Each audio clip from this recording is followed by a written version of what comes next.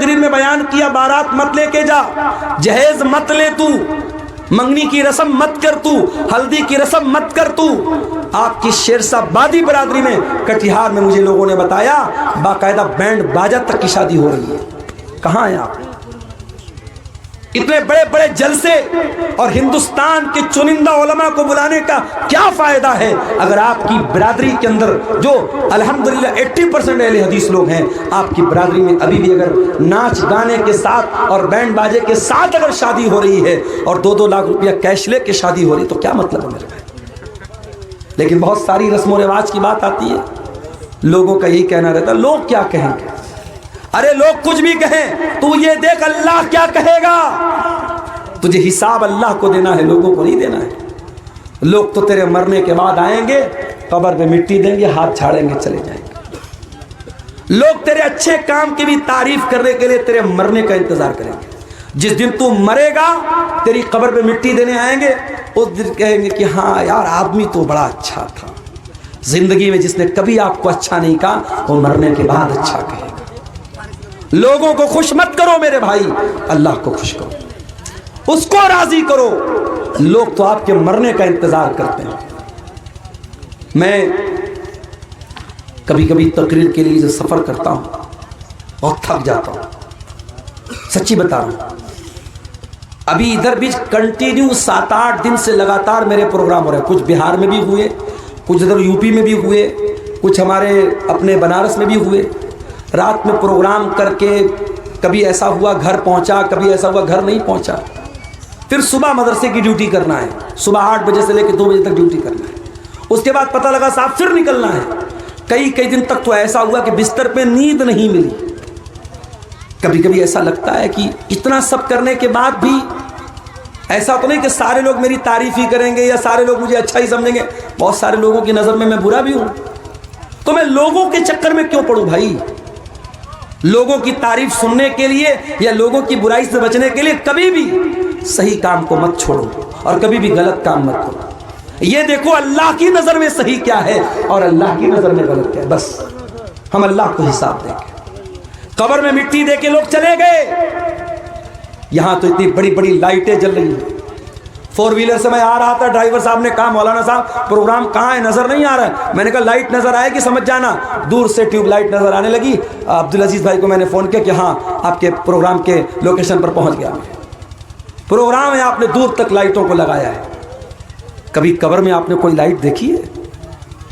کبھی ایسا ہوا کہ آپ نے مردے کو دفنایا ہو اور ساتھ میں ایک لالٹین رکھ دیا ہو، ایک موبائل کا ٹارچ جلا دیا ہو؟ نہیں، وہاں کوئی روشنی نہیں چھوڑ کے جاتا۔ دنیا میں گرمی کا موسم ہوتا ہے، ہم کولر، پنکھا، اے سی جیسی طاقتیں لگاتے ہیں۔ قبر میں کوئی اے سی لگاتا ہے کیا؟ کوئی پنکھا لگاتا ہے کیا؟ قبر میں ہم ہوں گے اور ہمارے اعمال ہوں گے میرے بھائی، اور قبر کے اندھیرے میں اگر ہمارے اعمال خراب ہوں گے، ہمارے کام گندے ہوں گے، ہم نے اللہ کو ناراض کیا ہوگا، معاف کرنا اس اندھیرے سے ہم نہیں بچ سکتے۔ قبر میں جو زہریلے جانور ہوں گے، جو جہنم کی کھڑکی کھلے گی، جو جہنم کا بستر بچھایا جائے گا، جو جہنم کی گرم ہوائیں ملیں گی، ان سے اگر ہمیں بچنا ہے اور جنت کی ٹھنڈی ہواؤں کو پانا ہے تو ہمیں دنیا والوں کو خوش نہیں کرنا، اللہ کو خوش کرنا ہے میرے بھائی، اللہ کو خوش کرنا ہے۔ ابو داؤد کے الفاظ ہیں، ایک انصاری صحابی کا جنازہ تھا، جنازے کو قبر میں اتارا جا رہا تھا۔ اللہ کے پیارے نبی وہیں جنازے کے پاس بیٹھے ہوئے تھے، آپ کے صحابہ بھی آپ کے آس پاس بیٹھے ہوئے تھے۔ آپ نے قبر کو دیکھا، آپ نے جنازے کو دیکھا، آپ نے منظر کو یاد کیا جو قبر میں ہونے والا ہے۔ جب قبر میں ہونے والے منظر کو آپ نے یاد کیا، حدیث کے الفاظ ہیں فبکن نبی، اللہ کے نبی رونے لگے، اتنا روئے حتی بل الثری، آپ کے آنسوؤں سے وہاں کی زمین بھیگ گئی، وہاں کی مٹی بھیگ گئی، آپ کے آنسوؤں سے وہاں کی زمین تر ہو گئی، اور آپ نے قبر کی طرف اشارہ کر کے فرمایا لمثل ھذا فاعدوا یا اخوانی، اے میرے صحابہ اس قبر کی تیاری کرو، اس قبر میں تم سب کو جانا ہے، ہم سب کو جانا ہے۔ او میرے پیارے بھائیوں، جب مردوں کو دفنانے جایا کرو تو سوچا کرو کہ وہ دن ہمارے اوپر بھی آنے والا ہے۔ مرنے کے بعد اب قبر میں ہم پہنچ گئے، اب قبر میں جب پہنچ گئے اب قیامت تک ہم قبر میں رہیں گے. اب یہ مرنے کے بعد اور قیامت تک کے بیچ کا جو پیریڈ ہے اس کو برزخ کہا جاتا ہے. برزخ. برزخ کا مطلب کیا ہوتا ہے؟ Barrier, divider. آخرت ایک طرف، دنیا ایک طرف، بیچ میں ڈیوائیڈر کیا ہے؟ یہ قبر کی زندگی ہے، برزخ کی زندگی. اور اسی سے یہ مسئلہ پتا چلا کہ ہم تو اپنے مردے کو دفناتے ہیں، ہمارے ہندو بھائی تو اپنے مردوں کو جلا دیتے ہیں، ہمارے پارسی مذہب کے لوگ تو اپنے مردوں کو چیل کووں کو کھلا دیتے ہیں، عیسائی لوگ تو تابوت میں رکھ کے مٹی کے اندر ڈال دیتے ہیں. ہر مذہب میں انتم سنسکار کرنے کا اپنا اپنا طریقہ ہے. اور ہمارے نبی فرما رہے ہیں کہ قبر میں عذاب بھی ہوگا اور قبر میں ثواب بھی ملے گا. تو جس نے جلا دیا، جس نے چیل کوے کو کھلا دیا، اس کو کیسے عذاب ملے گا، اس کو کیسے ثواب ملے گا؟ تو یاد رکھو میرے بھائی، قبر کا مطلب وہ گڈھا نہیں ہے. قبر ایک دنیا کا نام ہے. قبر ایک الگ ورلڈ ہے، ایک الگ دنیا ہے، اور اس دنیا کو ہم برزخ کہتے ہیں. اور یہ بھی یاد رکھو کہ مرنے کے بعد اب دوبارہ دنیا میں کوئی واپس نہیں آ سکتا. یہ جو بالی ووڈ کی فلموں میں دکھایا جاتا ہے، سیریلز میں دکھایا جاتا ہے، ایک انسان خودکشی کر لیتا ہے، آتم ہتیا کر لیتا ہے، اس کی آتما بھٹکتی رہتی ہے. کوئی آتما واتما نہیں بھٹکتی. مرنے کے بعد کسی کی آتما، کسی کی روح دنیا میں کبھی نہیں آ سکتی. یہ بات یاد رکھو. قرآن کہتا ہے حتی اذا جاء احدهم الموت قال رب ارجعون. جب انسان کو موت آ جاتی ہے اللہ سے کہتا ہے اے اللہ ایک چانس اور دے دے، ایک موقع اور دے دے. رب ارجعون، ایک بار دنیا میں دوبارہ آنے کا موقع دے دے. لعلی اعمل صالحا فیما ترکت، اے اللہ میں وعدہ کرتا ہوں، میں پرومس کرتا ہوں، میں دنیا میں ایک چانس تو اور دے دے، میں کوئی گناہ کا کام نہیں کروں گا، کوئی تجھے ناراض کرنے والا کام نہیں کروں گا. اے اللہ میں نیک عمل کروں گا، میں اچھا عمل کروں گا. اللہ فرمائے گا کلا انہا کلمۃ هو قائلها ومن ورائہم برزخ الی یوم یبعثون. اے میرے بندے، تیری یہ وش پوری ہونے والی نہیں ہے، تیری یہ آرزو پوری ہونے والی نہیں ہے. اب تو قیامت تک برزخ میں رہے گا، تو قبر کی زندگی گزارے گا، برزخ کی زندگی گزارے گا. تو میرے عزیزوں، جس طریقے سے دنیا کی زندگی کے لیے محنت کرتے ہو، ویسے برزخ کی زندگی اور قبر کی زندگی کے لیے بھی محنت کرو.